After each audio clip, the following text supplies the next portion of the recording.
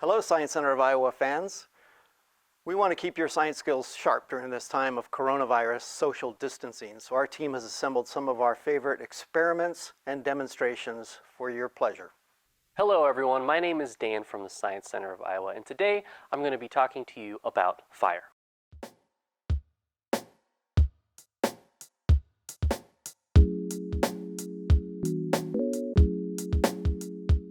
Today in this video, we're going to create a combustion reaction inside of this 5-gallon jug. We like to call this jug our Whoosh bottle, and you can see it's probably seen some better days. It's pretty beat up.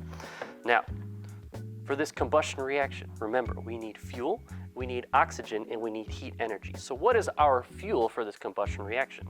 Already in this bottle, we have a fuel called 91% isopropyl alcohol, which you might also know as rubbing alcohol. Highly flammable liquid. Well, where's our oxygen come from? Like I mentioned earlier, 20% of our atmosphere is oxygen. Our atmosphere is mixed into this bottle, so about 20% of the air in this bottle is probably oxygen. And lastly, where's the heat gonna come from for this combustion reaction? Well, I plan on dropping a match, creating a smaller combustion reaction to light the fuel inside of here. So let's see what happens when I drop a match inside of our Whoosh bottle.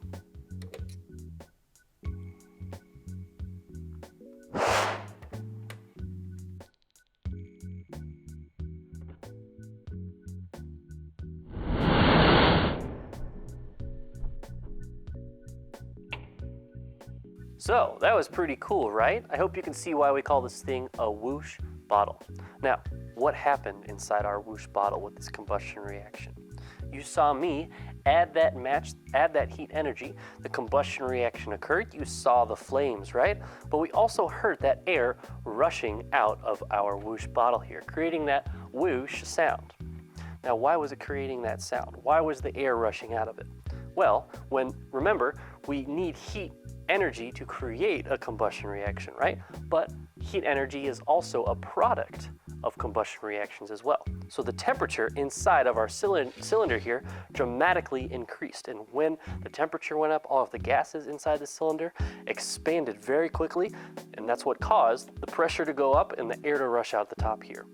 Now what we see inside our cylinder here, inside of our jug, is the same sort of thing that happens inside cars.